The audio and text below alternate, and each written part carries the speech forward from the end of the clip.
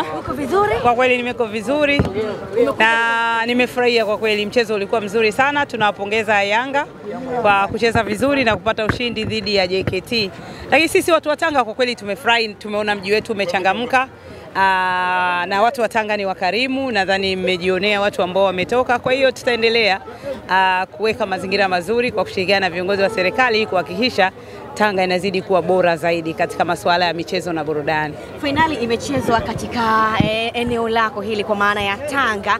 Niambie namna ambavyo ulivyokuwa unajisikia wakati finali hii unaambiwa iko hapa Tanga. Kwa kweli nimefurahi sana, na ndio maana nilikuwa katika kazi zangu za kuwahudumia wananchi, lakini nikasema lazima nije uwanja wetu wa Mkokwani. Kwa kweli ni heshima kubwa sana. Tunashukuru sana TFF kwa kutuletea nusu finali hii, lakini tunashukuru mashabiki wote. Kwa kweli mimi mimi ni koso, lakini nimefurahia jinsi mashabiki wa Yanga walivyojitoa kwa wingi sana. Jana usiku nilikuwa nakula hapo chipsi hapa Mkokwani. Kwa kweli niliona makosta zaidi ya 40 yamekuja. Kwa hiyo hongereni sana Yanga, mko vizuri na mnajua sana hamasa.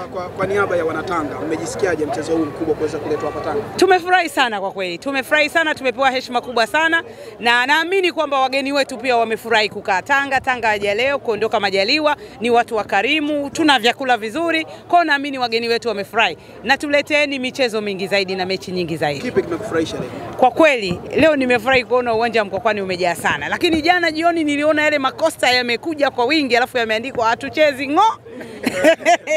Nikasema kwa kweli hii ndio Yanga kwa kweli, timu ya wananchi. Hongereni sana kwa kweli. Wacheze wasicheze? Hilo swali la kizushi. Hilo swali la kizushi. Lakini kwa kweli wamejipanga, wako vizuri, hongereni sana. Ushauri wako sasa kwa wadau wa soka ambao wanakusikiliza wakati huu hapa, lakini pia kwa mashabiki ambao wameacha shughuli zao wamekuja kutazama finali hii? Kwa kweli kama kubwa nimesoma comment 2-3 kuhusu uwanja, kwamba pitch inahitaji kuboreshwa zaidi. Kwa hiyo ni uwanja wa chama chetu, lakini kwa kushirikiana na wadau kwa tutaendelea kutafuta wadau wa kuboresha zaidi.